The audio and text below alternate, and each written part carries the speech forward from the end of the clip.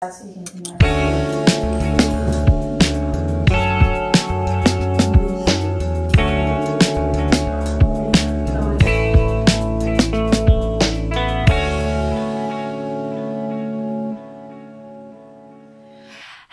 everybody. Welcome back to That's Life Podcast. My name is Abby Murphy. What up? What's your name? You have to tell Ryan everybody. Luckett. What's up, everybody? Yeah, my name will soon be Abby Luckett. I need to fix my microphone. Usually I try to do that before. Oh, Abby about just headbutted me with the mic. Sorry about that. What's up, everybody? How we doing?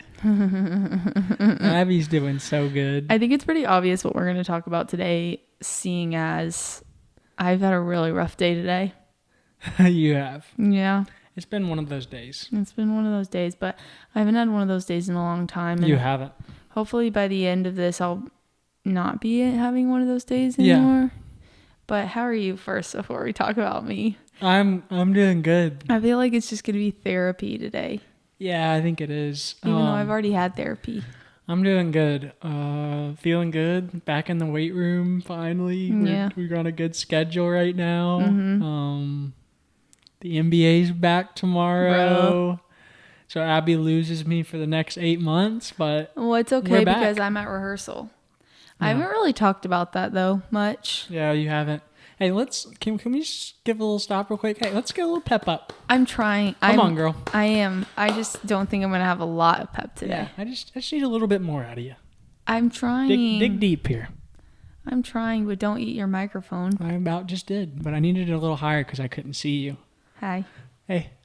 Let's dig a little deep here. Tell the people what's been going on with you. Okay, well, basically, it started this morning. Well, yesterday. Okay, well, yesterday was just like Sundays are my lazy days, and I like rest and recover, and then Monday I go back and like hit it hard.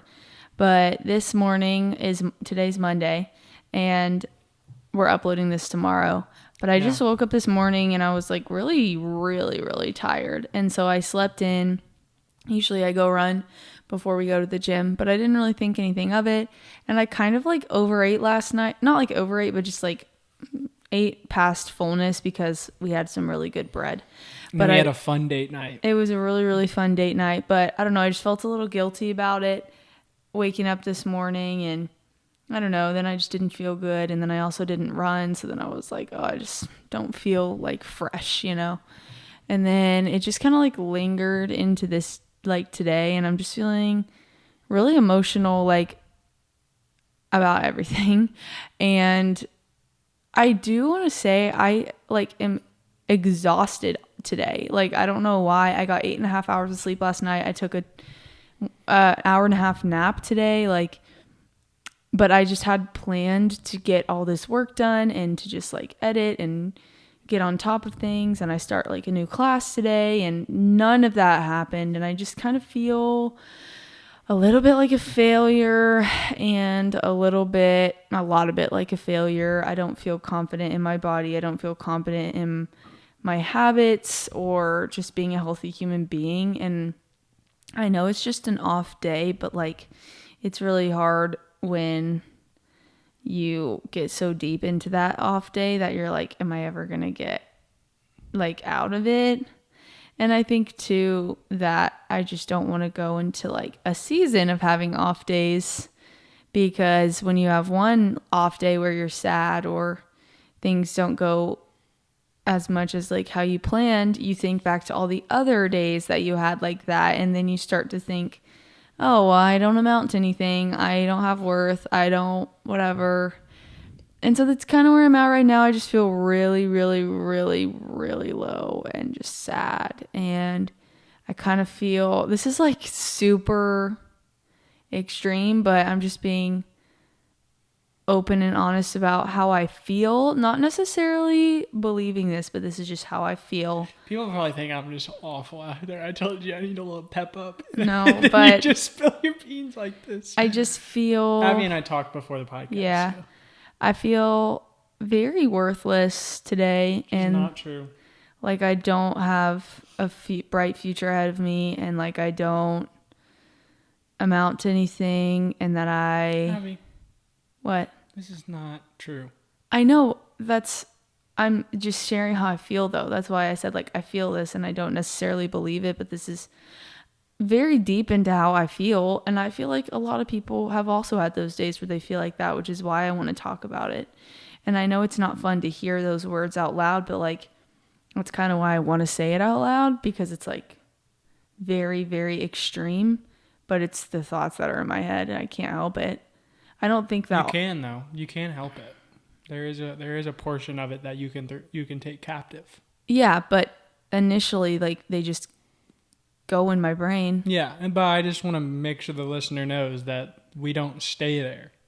Right, and that's what I'm struggling with. Yeah.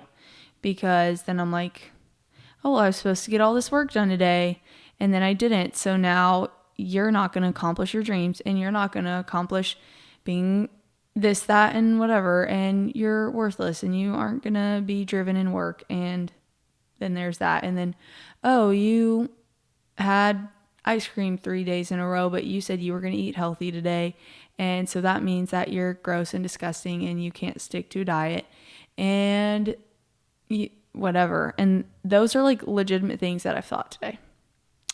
So it's just really hard, and I feel like I want to share the depths of that, because it's very easy to be like, the girl that ran 100 miles, the girl that is editing all these videos, and such a happy couple, such a peppy, like, she's planning a wedding and all these wonderful things, and they just are growing on social media, and these are all wonderful things. And also, today's a really hard day. And I still have the thoughts, just like, I bet Kim Kardashian feels this, I bet Taylor Swift feels this, I bet the Starbucks barista feels this, where they're like, I don't have a future ahead of me. I am glad you compared us to Kim K and Taylor Swift, because we are getting to that point. Yeah, of I fame. know. Yeah, we really are. So, truly. I don't know, but it affected me so. I also think sarcasm, guys. I'm trying to get it all out now so you can kind of unpack it, but I just think the other added layer is I'm a girl. Yeah. And I just am having a very, very moody day. Like, they got my coffee order wrong today at Dutch Bros, and I almost cried. I truly almost cried. I dropped an ice cube when I got back from my run, and I almost dumped my whole water out because I was mad that I dropped an ice cube. When I saw you on my run, I almost started crying.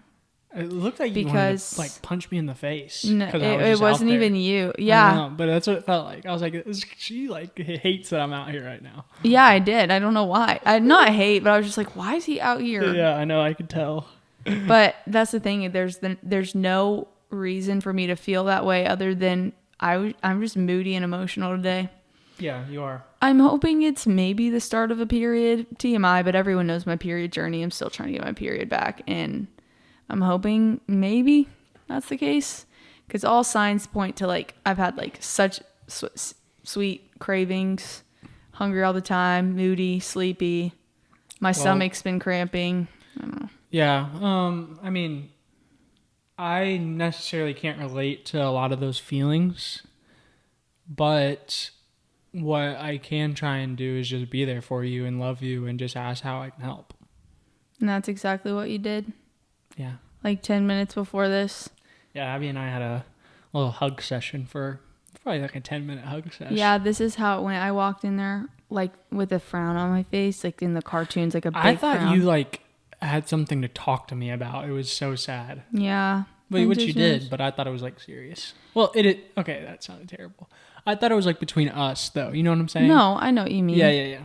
I mean, I think that's valid. Like, this isn't, I mean, it's serious, but it's not like, oh my gosh, your dog died or something. Yeah. It's just feelings, and, you know. But yeah, I walked into your room, and then you just kind of held your arms open, and I just, like, plopped my head down. And it was very sweet, because the first thing that he said, I just kind of started word vomiting, and the first thing that he said was like, what do you need from me? It wasn't, let me try to fix her by telling her this. What's the advice that I can give that's going to solve all of her problems? Like, it was very selfless in the way of, like, how can I give you what you need? What do you need from me? And I feel like so often when people come to us, naturally we want to just one answer fits all, but you kind of did that by not doing that. and just asking me what I needed. And I just said, I just need you to hug me. And that's what he did. And then, it didn't necessarily like make the feelings go away, obviously, because I'm still deep in the depths here in this chair. But it lets me know I'm supported. It lets me know there's joy on days that are still hard. And the words that you spoke over me spoke a lot of truth in the fact that, you told me like my worth is not defined by what I do. And you can kind of touch on a little bit of that, but just speaking truth over me in the fact of it's okay to have a day off. Like, it's not that deep. Your world is not ending just because you felt lazy today. I think it just threw me because Mondays are like, let's start the week, let's go. And now I'm like, I'm behind. And I'm sad that I'm behind. And if I'm behind, then I'm going to be a failure. And that's not true. I know. But I don't know today. I guess I don't know. Well, I think it's important that whenever people are having bad days, like, to realize that it's okay to have a bad day. Just like it's okay to not have everything figured out. And just like whenever you were sad, it's like it's okay to be sad, but you can't just let like your bad day, so you can't let your circumstance dictate how you feel about your character and who you are as a person. Because that's not true. And tomorrow's a new day. I think I also put a lot of pressure on myself because I sit here in a warm apartment and I have access to food, and I was able to go get a coffee, and I was upset that the order was wrong.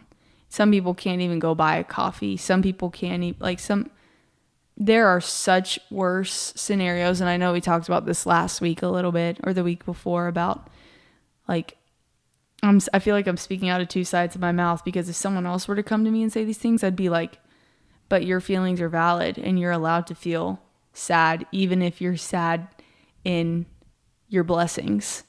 But I'm like, but that doesn't apply to me. But I can't feel that way. Like, that rule doesn't apply. Yeah. Well, the rule does apply to you. You're allowed to feel that way. But there's a certain perspective that we can have whenever we're having bad days. Yeah. Yeah. Like, the truth is that you're going to have every meal for you today, and you don't even have to pay for one of them if you didn't want to, right? Like, you probably will pay for a meal. But, like, the truth of the matter is that you'll have food on your table. We have this podcast equipment we get to talk to each other about with a bright ring light behind us. We have a like a 3-bedroom apartment that we're in right now. Or wait, 2 bed. Boy. You get the point. We get central heating and air. We have a car to drive. We skipped one coffee shop right next to our gym to go to another coffee shop that you wanted to go. Like, we have so many blessings and so many just additives to our lives that we can kind of get caught in like, wow, we need so much less than this to truly be fulfilled. But sometimes we can get so caught up in like the most little of things, I feel like, that are such additives in our lives that we don't even need. It's awful. I feel like the reason of like that, I guess trigger, for a lack of better words, that like kind of caused me feeling this way all started from last night feeling guilty about eating too much. You had too much food for yourself. Well, I ate past fullness. Mm-hmm. Therefore, I was like, oh, I didn't necessarily need that food, to where I was like uncomfortably full. And so I felt guilty. And that guilt. Why do you think you felt guilty for that? Because I wasn't hungry for it. So what is the guilt? Where's the guilt though? Because it's classified as overeating in my brain. But what makes you feel guilt for it though? Satan? What do you mean? I just trying to figure out the root of why you feel so guilty for having like a couple extra pieces of bread.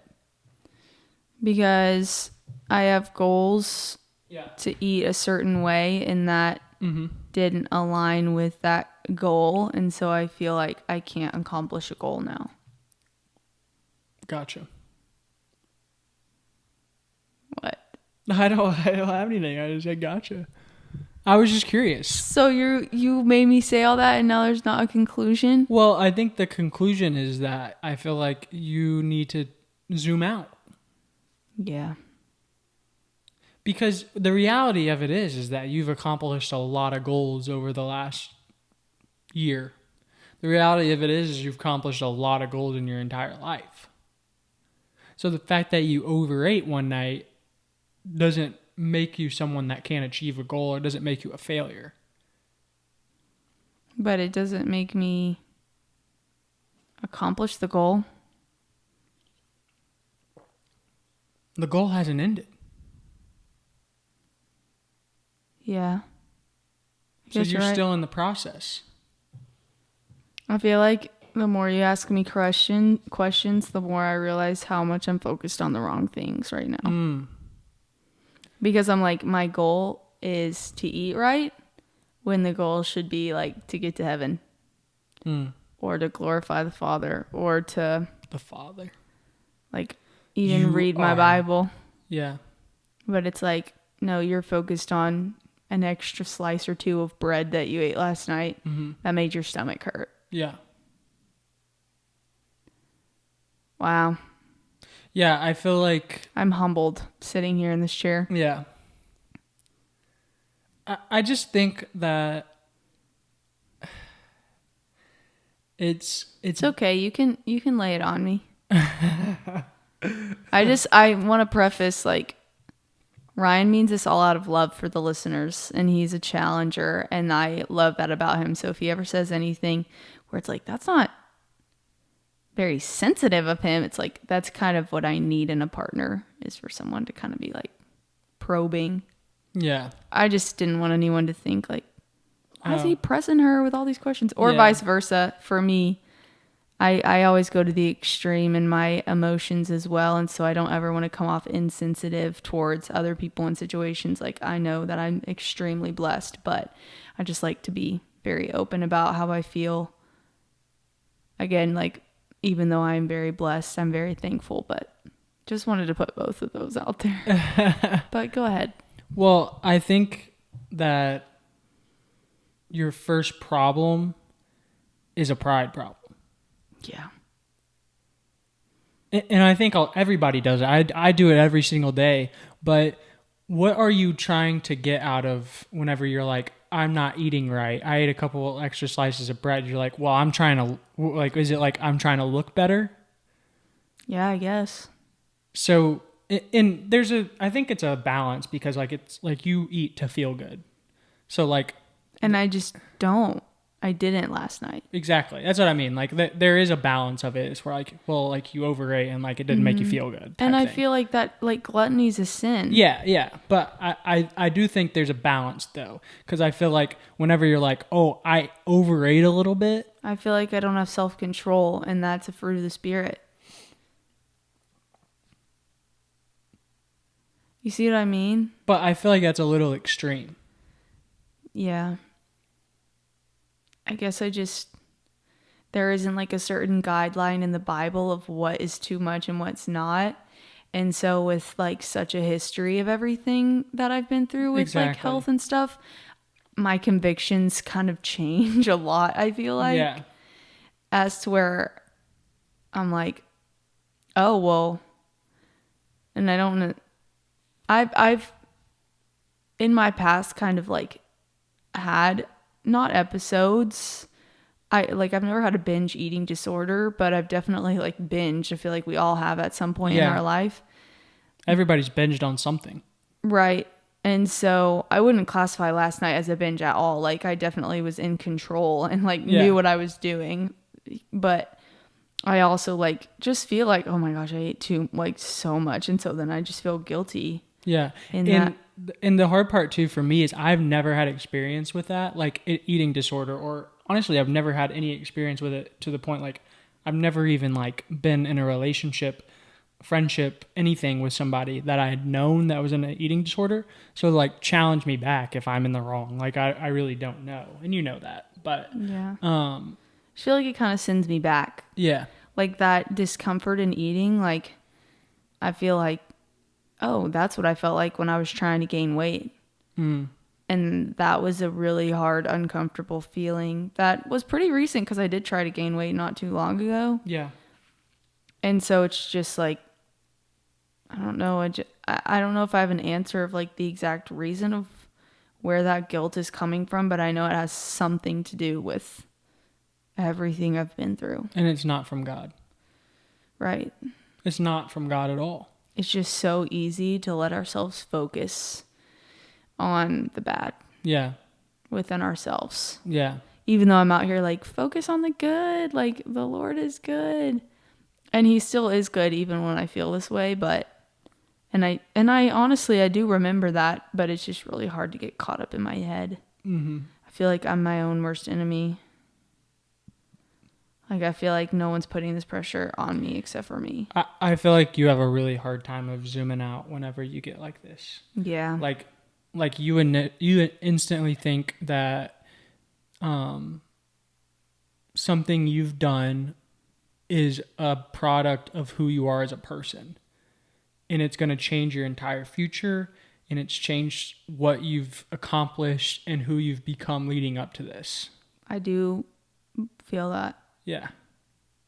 And I feel like the problem with that is that it takes you to places that you might not even, like, you eventually get out of them, but you're still telling yourself you are this person in the moment, and that stuff kind of lingers, and it's not true.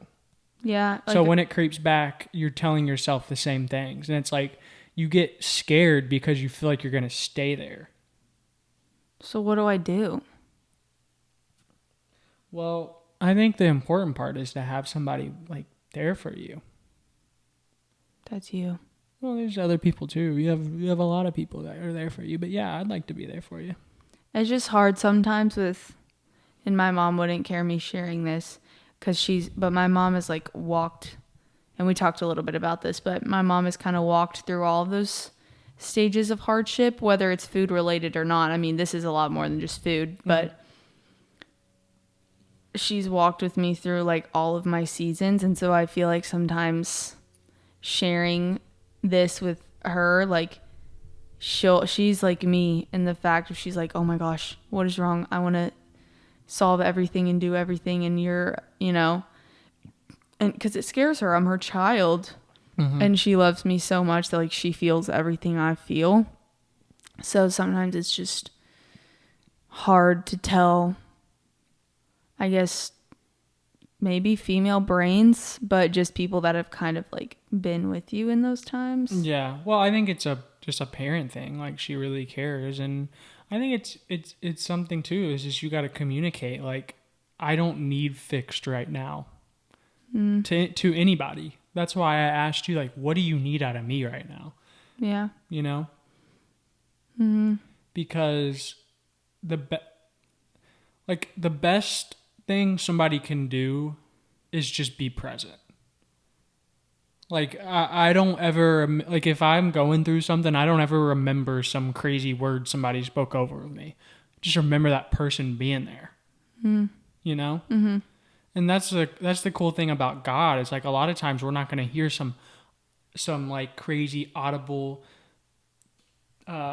words from him, like speaking over us, but he's just there, and he's there. But you also have his word to go to as well. And I think that's the important thing that you need to do is whenever you are saying, I'm a failure, no, you need to go to the word and see what that truth says over you. So whenever you have those thoughts, you take them captive and you replace them. So whenever somebody's in a spell like this and they're like sad and the words are, I'm ugly, take that to the Bible and reference check that, because none of that says that in the Bible. It says you're a child of God. And then whenever you say I'm a failure, check that in the Bible, reference check that in the Bible. Because it's not a competition to get to where we're going. Mm-hmm. Like we did nothing to earn our salvation. So why, like, when I feel like this, do I not want to go to the Bible? Well, I think the big thing is that whenever I think it's instant thought for human flesh to hide whenever we kind of don't feel our best and don't feel close to God and don't feel like we're honoring God and obeying God. We just want to hide. Yeah. We want to we want to get into a little ball and not talk to anybody. I do that all the time. Like, I feel, even today, like, I didn't get anything done, so I feel like God's gonna be upset with me. Yeah. Which is so toxic. It is. But it's like days like today where I realize, oh my gosh, like, what am I expecting of myself, and why am I putting that as a projection of what Jesus requires of me? Well, I feel like it's crazy because I feel like there's two camps in this. There's people that think too much of their sin, and there's people that don't think enough of their sin. So people that don't think enough of their sin is usually in the camp of, I can do whatever I want, Jesus paid for it, and I don't have to live a certain way. And that camp needs to get in the Word, and that camp needs to build a true, authentic relationship with Jesus to realize what it means to be a follower of Jesus. And the other camp, which I feel like you're in, that thinks too much of your sin, is basically saying, like, I'm such a big sinner that what I'm doing here on earth isn't, the cross wasn't enough for that. So, like, Jesus, your death and your resurrection wasn't enough for how much I'm a sinner on this earth, because you just guilt and shame yourself on it. You know what I mean? Yeah. But it's like, no, like, the reality of it is like, therefore there is now no condemnation for those that are in Christ Jesus. I just struggle to believe it on days like today. Yeah. Because I sit and I'm like, I have no future. Like, what am I going to do? I'm going to be a bad wife. I'm going to be, like, I'm jobless. I'm in school. But, and I'm, But you can't stay there. You have to replace those thoughts, right? Yeah. Yeah. You're going to replace them? Oh, no, that's what you wanted me to do. You're going to replace them in front of everybody. I don't want to say it in front of everybody. You're going to be a great wife. It's easier for me to, like, share my problems than it is for me to... Will you just say you're going to be a great wife? What if I'm not, though? Will you stop? I'm actually going to cry. I'm just scared. What if I'm not? Just say I'm going to be a great wife, please. I'm going to be a great wife. But what if I'm not? No, you can't. That's a period. There's no but. I just feel like sometimes I don't have as much to offer as you do. And that's not fair. It's not a competition, for one. And you have everything to offer. Like, you're like trying to like convince me, like, hey Ryan, I'm not gonna be a great wife. Don't like, you can get out of this right now. Like, I am choosing to marry you. I'm just scared that I'm not gonna be enough. Enough for who? You. What, are you supposed to be my God? No. Exactly. I just want to be able to, like, give you what you give me. You do, and everything more. You do. Truly. Yeah. Oh. I just care. The people are probably like, they're not really talking a lot. I'm just going through it, everybody. Abby is going through it. And it's like, this is I told you a couple days ago, I was like, I feel like I'm on the verge of a mental breakdown. I just don't know when it's going to come. And of course, it comes on podcast day. But life has been pretty good. I haven't had a day like this in a while. Sometimes you just need to have these days. But, that's right. But that is a fear. Like, are you not at least a little bit? Like, I've never been a wife before. What if I'm not good at it? I know who you are as a person. I don't like, there's nothing else to say other than I know your character. And I know who you are. Because I know whose you are. I think I just feel like who I am isn't enough if I'm not, like, doing things. And, like, producing things. You, like, put it in your head that, like, whenever you get 10 miles in and lift weights and eat good for the day, that, like, God is, like, up there, like, with sweatbands and a headband on, like, yep, that's my girl. That's not how he's like at all. He's not your training coach. He's not your sport coach. He's not a police officer. He's a loving father. I feel like that with all things, though.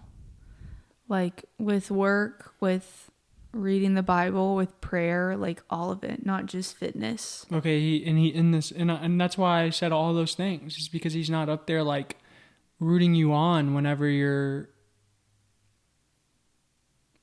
what do you do? Like, do the tech stuff at work and film I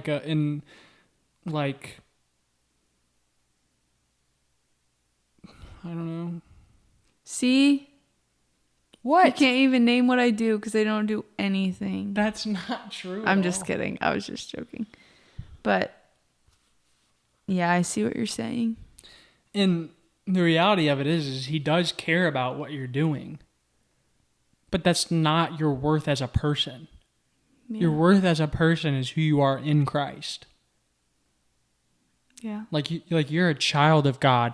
Like, God knit you in your mother's womb. He knew you before he created anything.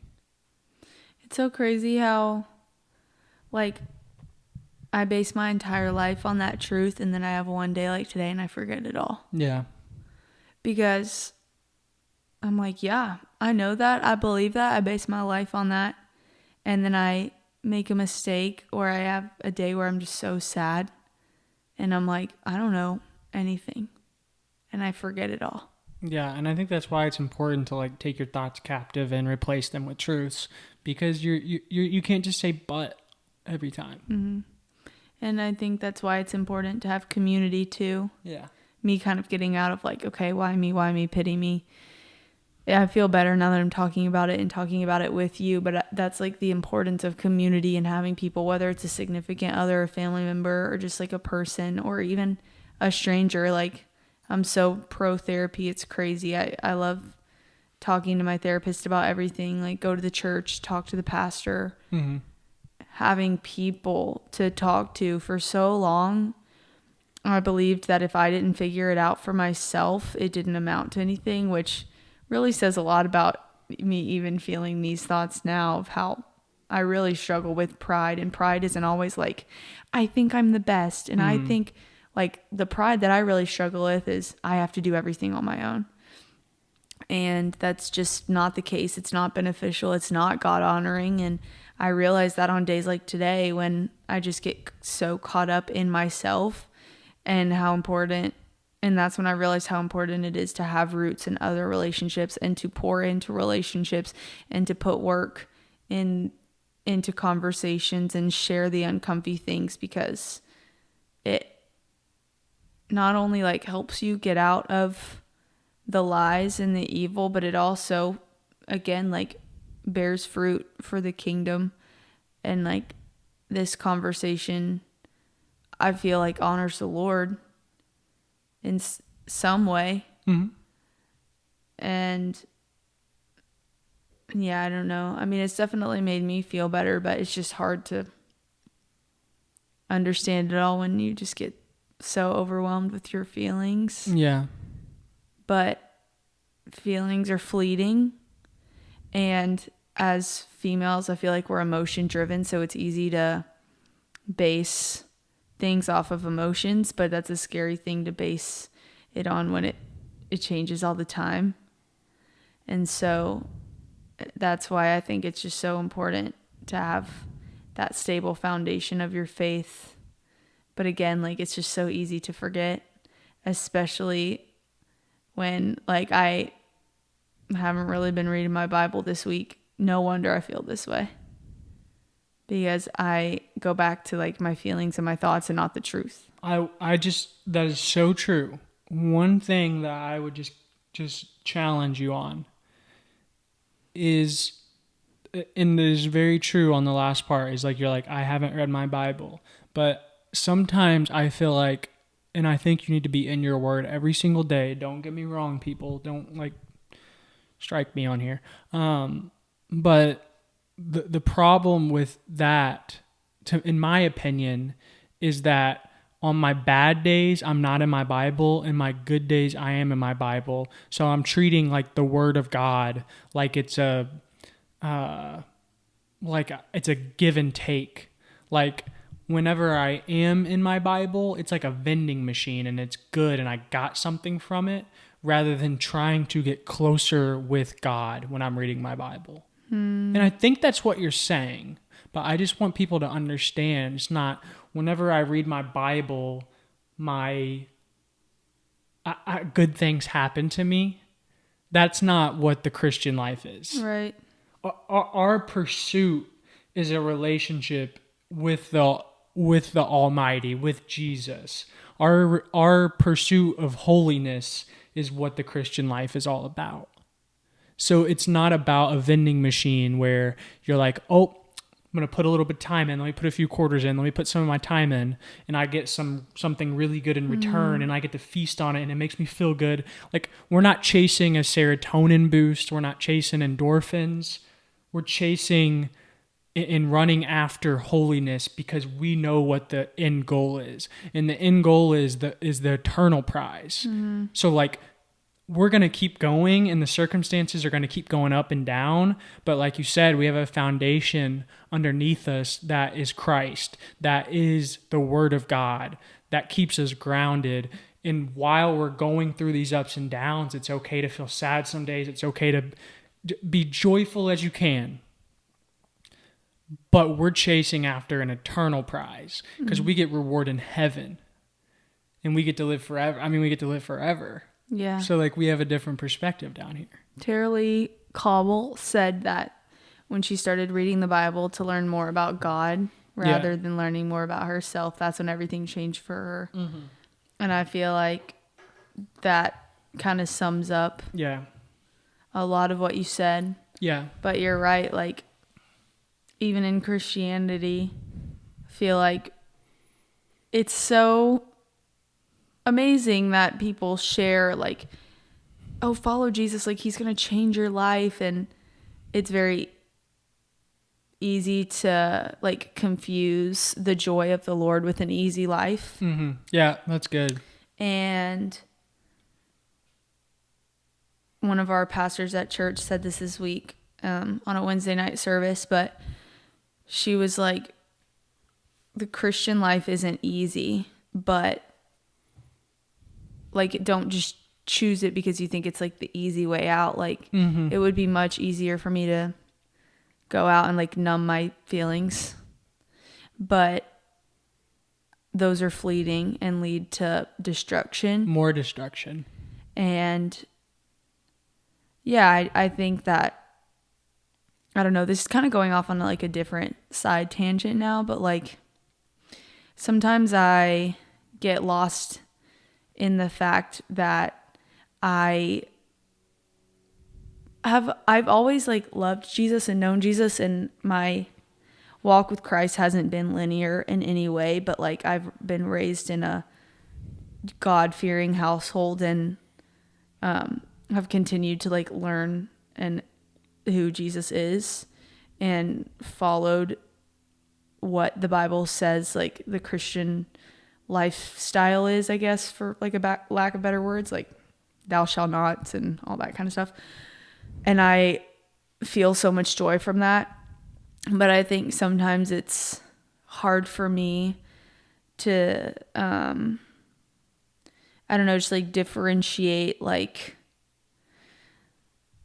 it's hard for me to like put into words relating to the people that have like for you, for example, like you're like, oh, Jesus saved me from my life of destruction because I was doing this, this, this, and this.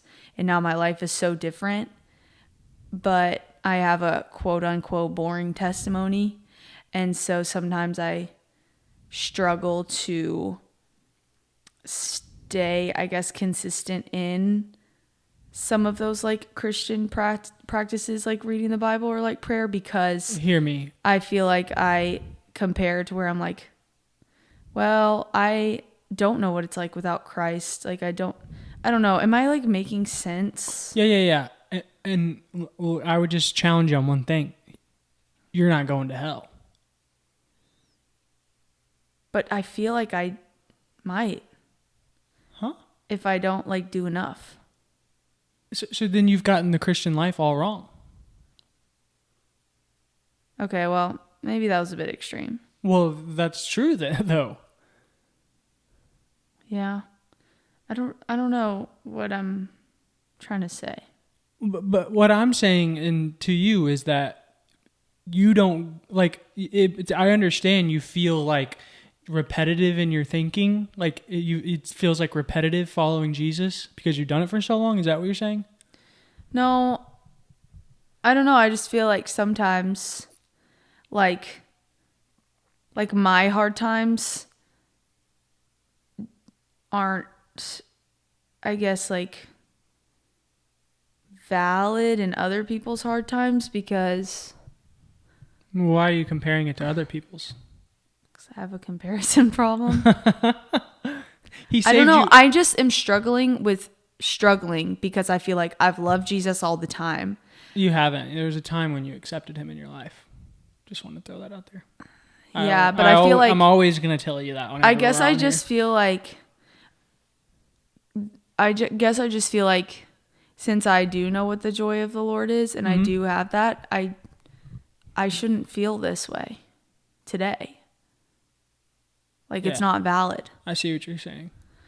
That was the main point I was trying to get. I kind of took the long steps to get there, but you know what I mean? Like, other people have just gone But Jesus through. promised us trouble in John 16. He said, "In this world you will have trouble, but take heart, I have overcome the world." So Right, but I feel like that. emphasis on feel, not believe. But I feel like since I am basing my life on Jesus, like, oh, Jesus has overcome the world, therefore I shouldn't feel these evil feelings of the world. Yeah, but he promised us that we would. Yeah. Guess I just pick and choose what I want to hear out of the Bible. But what I was saying, what I just want to go back to your boring testimony is that Jesus didn't make us bad to good. He saved us from hell to get us to heaven. So we went from dead to alive, just like you. So the guy with the crazy, and my testimony is a lot, like people can relate to my testimony as well. Like I got saved in college. I was really good at being a non-believer. I indulged in the world. And like we both went from dead to alive at some point. Yours was just way earlier than mine. Like we both get to go and spend eternity with God forever and ever and ever. So like I would just say like, and even like since I've been following Jesus, like it can feel a little like you can kind of get used to it a little bit. But whenever you really zoom out, it's like, oh wait, like for literally forever, I get to be in heaven versus hell. Like that's crazy. That is nuts. That's crazy. You're so wise. Now I just feel, oh, I farted. Ah. Now I just feel, I just compare myself a lot.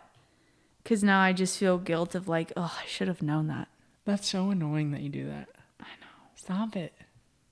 Okay, I need to move on.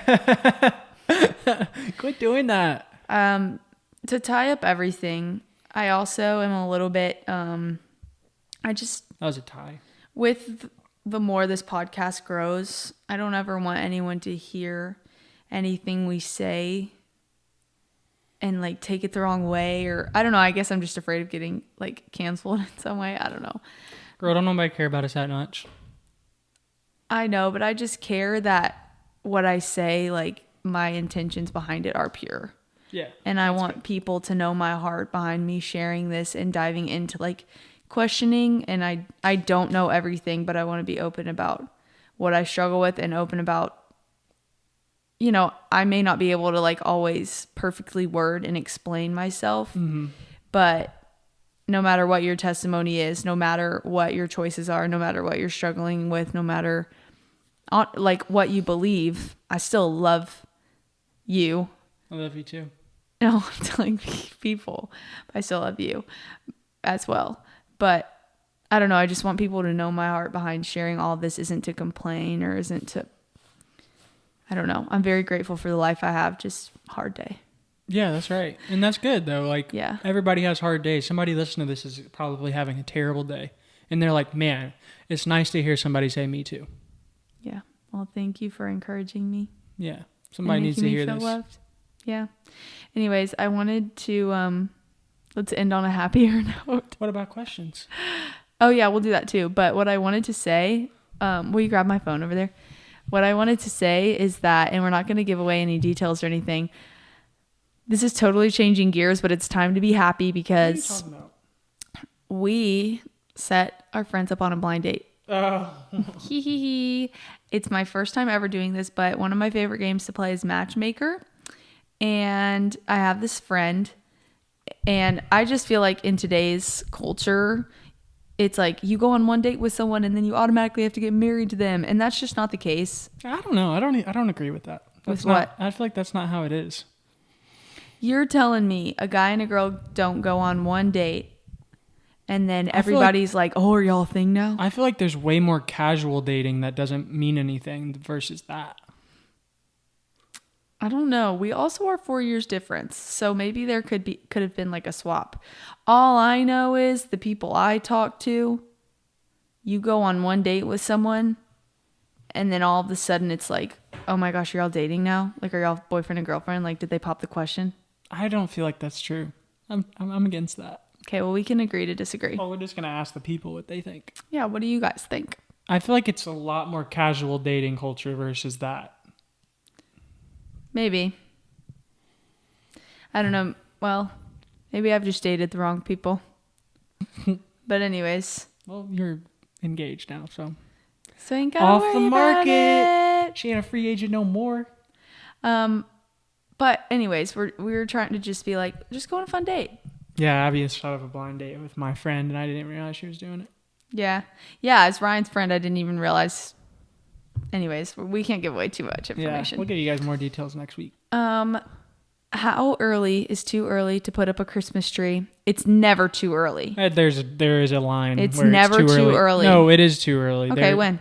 I would say probably before Halloween is probably a little too early to put up a Christmas tree. I would say November 1.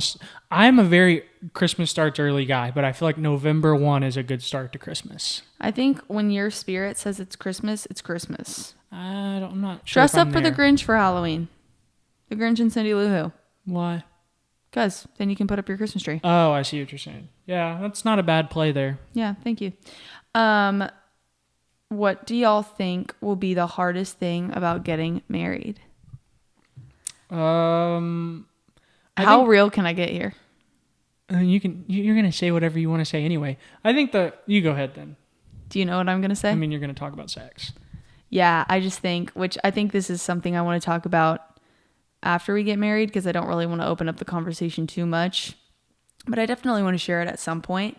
I just feel like there are boundaries we have in engagement, and it's not something to really dive deep into yet. But I just think for me, like, I have saved myself forever. I've never done anything, never shown anything, never explored anything. And I am nervous about having intimacy because I don't know what to expect. I've never seen a naked body, never shown my body. I just feel like it's going to be a lot to handle. And I've told Ryan this as well. And we've had like deep conversations about it within the context of what we feel is right to talk about. But transparently, like, yeah, it makes me nervous. And I feel like there are a lot of women that also feel that way, and men as well. But I'm a woman, so I can only speak from a woman perspective.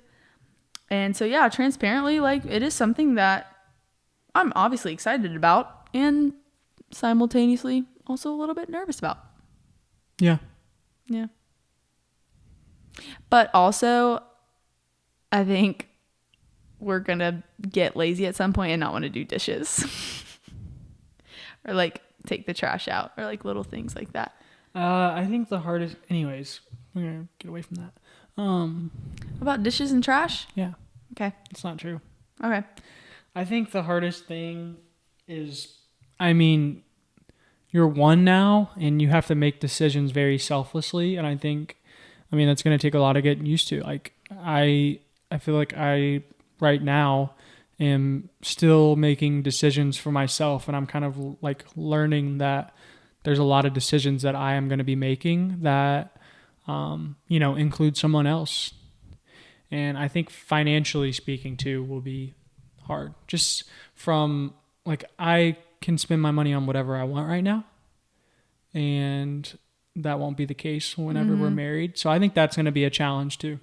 I think with wedding planning, though, we both have similar goals in wanting to save and wanting to put things into accounts and let it grow and that kind of stuff. So I feel like with, like, big money choices will be aligned. Yeah. It might just be like really, you gotta go get coffee every day? Yeah. Let's buy the coffee at the store kind of thing. Yeah. I feel like it'll be the little stuff. Yeah. How do you start going to the gym for the first time? No, the heaviest thing you're going to do that day is open the door. That's what I was going to say. Walk in the door. Yeah. Just walk in. I would say too, like, don't put so much pressure on yourself to go get this like crazy workout in. Like, just go explore it. Like, I promise you there's a lot less people at the gym looking at you than you think. And just like there's a lot fewer people looking at you when you walk in church for the first time than you think. Mm-hmm. I was listening to a sermon on Sunday, and the guy said, which this is kind of like just a comparison thing, but I think it's really good to put in here. Like, when you go to the gym for the first time, or you haven't been to the gym in a while and you walk back in the gym, you're not just going to go max out on everything, spend 4 hours there, like, and just try to like make up for lost time. You're going to do small things that build consistency over time, like 15 minutes for like 5 days a week, then 20 minutes, then 30, and just build up. And it's the same thing with like reading your Bible. Like, we think, I put so much pressure of like, oh my gosh, I missed 2 days. Now I have to read like 8 chapters to make up for it. And that's just not the case. Like, little things over time. Like, tell yourself, okay, I'm going to walk on the treadmill for 10 minutes and I'm going to do one exercise for my arms and then walk on the treadmill for 10 more minutes. That's like 30 minutes right there. Yeah. And that's better than sitting in a chair. Also, YouTube's great. Like, you can look up anything on YouTube. You can find something. Yeah. Someone said, how did you make, well, this is more specified to me, but I feel like we can both talk about this. Abby, how did you make yourself available in the beginning for Ryan to pursue you? Well, she saw me and she was like, I can't get enough of him. Something, I was talking to a friend, something I realized about myself, which I wanted to read this one because it kind of ties into what we were talking about today, was how much pride I had in the fact that I thought like, well, I have to be a certain way in order to say yes to a date and an opportunity. And I have to be stronger in my faith or enough in my this or blah, blah, blah, blah, blah. And my friend was like, you're never going to be enough ever. You're never going to hit a certain point. Like, the Lord doesn't require perfection of you in order to say yes to a date or an opportunity. And so there are definitely circumstances where you should not date, and that's a you thing, and you have to be really open and transparent with yourself in that. But what made me available was laying down my pride and being like, let's see what awesome experience I can have with a man who fears the Lord. Thoughts? It's good. I love that. Thanks. Are you moving in or looking for a house post-wedding?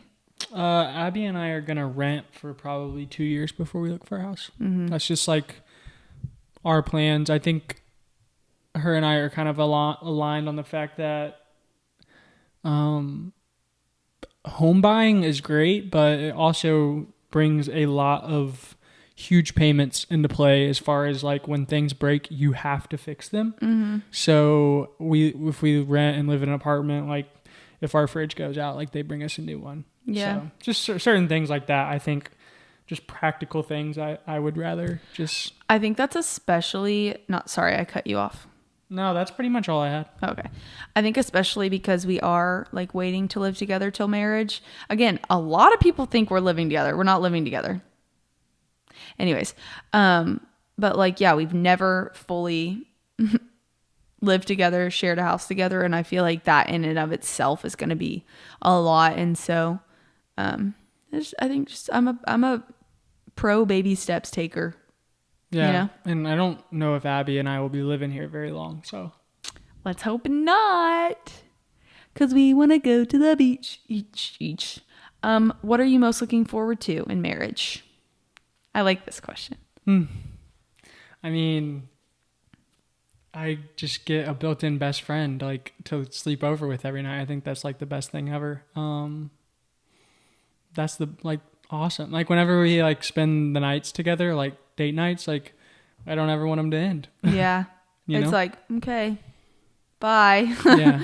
I think I'm most excited about building a life with you, which I think it's just so funny. Like that just goes to show the way our brains work is you're very like present in the moment. Like we get to have sleepovers. Abby's like, I can't wait to retire with Ryan on a nice summer house. I am excited to get old. Like I love just you're going to be a crazy old lady. Yeah. You're going to not be able to sit still for your life. I still want to do races until I die, but that's not what we're talking about here. I'm just excited to like build a life with you. Like hopefully we're able to start a business together. Hopefully we're able to explore new places together. Yeah. Hopefully we're able, like, I just am so excited to see the world the way you see the world and do new experiences, not as me, but as us, as one. Yeah, that's cool. I just get so excited thinking about that. We had a little honeymoon talk today. Abby and I were talking about honeymoon stuff. Yeah, where should we go? We should ask everybody to tell us where we should go. Yeah, we should actually put something on Instagram about that. The places we're looking for in a honeymoon, we want like that resort style feel. Like we definitely want to stay at a resort, but we want to be somewhere where we're able to like go outside of the resort and be able to do activities on our own outside of the resort, but we don't want to. We're leaning hard at Hawaii resort, but we haven't just because I'm in love committed. with Hawaii. If you haven't listened to my Hawaii podcast, you should go listen to it. But I studied, it's called Belmont, USA, if anybody's heard of it. But I spent like 2 months there with college and lived there. And it was just, I just fell in love with the island of Oahu. And anybody you ask, like, it's my dream to live there at least for a year. Like, I just want to be there and just, I'm just so in love with the tradition, the culture, everything about that island. But anyways, I'm open to lots of places. We just don't really want to have to do a lot of planning. And we also... we're not going to do a lot of planning. But we aren't like people that stay in a resort forever kind of people either. We just kind of want to mix of both. Okay, last question. Views on dating in high school. I really like this one. I'm against it. Fully? Exclusively dating for the most part, yeah. Really? I am pro date with the intention to marry. And if you can't say you are intentionally dating somebody to marry them, then I'm against it. Well, but what if you can say that in high school? Okay, then we'll we'll talk. But I think it's a strong, bold claim to say all high schoolers don't have those intentions. And I also think it's a strong, and I don't think it's Yep. it's a strong, bold claim to say that there's a ton of heartbreak in college that God didn't intend for. In college? Or in high school. Oh, yeah. I think this is what I'll say. I'm not against it at all, but my views on dating in high school, I think we both come from very different high school backgrounds as well, because I was very serious about, I learned a lot throughout each one of my relationships, and at the time I was very serious about each one, and I learned. I would argue that those relationships, you didn't need them to become the woman that you are today. I would argue. No, not at all. But that doesn't mean I look back and I'm like, oh my gosh, I wish I didn't have those. Like, they definitely taught me stuff. But my argument to that is I don't think God didn't intend for us to break our hearts that many times. I guess that's true. I guess just the way I view it was like, I think, but it's the Lord practicing for used divorce. that. The Lord used that to teach me things. He did, because he can use anything for good. But what I'm saying is, like, we have these feelings for people. Why are you smiling? I've got a rebuttal. We have these feelings for people. And if I look at someone and I'm like, oh my gosh, I really think he's a great guy. He has great values. He loves the Lord. He's attractive. I want to date him because he has qualities in someone that I could marry. So my question is, did you have that intellect in high school? Because I feel like you said you didn't date very well in high school. Like the right guys. Yeah, and once I figured that out, no, I initially had that. So then we started dating, and the closer we got, then I realized we aren't a good match for each other. So then we broke up. It caused a lot of heartbreak, didn't it? Yeah, but I also learned from that. My argument to it is just that God didn't intend for us to be in these tight relationships and break them off. He didn't intend for us to do that, and I think it trains for divorce. I would agree. I would agree with both of that. But that doesn't mean I'm against it, because some of my friends got married right out of high school. Right, and that's great. And I think because awesome. I think what you're saying can apply in college, post-grad, even adults. Yeah. I don't think it's high school specific. I think that's a relationship claim. Whenever I have kids, I will be very reluctant for them to date. I don't think there's a certain age. Reluctant, is that the word? Reluctant? I don't think there's, I guess. I think so. I don't think there's a certain age that is, I think there's maturity as you grow older, but I definitely think that there are some of my friends in high school right now that I'm like, you definitely know what to look for in a potential husband. So, yeah, date the person. And to be fair, that's what I just said. I think we're saying the same things. We're just interpreting the question different. But I'm a little more hesitant. Which is great and awesome. And I'm just a little more open. I'm what? Did you say something? I said that's great and awesome. You said I'm great and awesome? I said that is great. Oh, you did say that. No, I said that's great and awesome. I think. I don't want to gaslight you, though, because I don't remember, actually. I'm just kidding. I think we're saying the same things. We're just both leaning a little bit more on either side. Yeah. So who are you voting for in this upcoming election? And with that, we love you. Jesus loves you. And bye, that's everybody. life. Of course. And over and out recording stopped.